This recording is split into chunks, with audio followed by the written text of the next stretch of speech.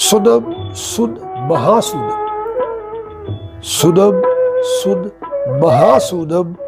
سبھی اوہنگ سوہنگ چھوٹ گیا،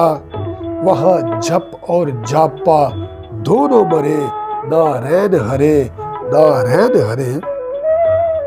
اس میں میرا بیگ صاحب کتب الکتاب رحمت اللہ تعالی علیہ فرماتے ہیں کہ سنم سن مہا سنم ایک ایسا مقام حیرت ہے کہ جس کا حال بیان کرنا ناممکن ہے۔ وہاں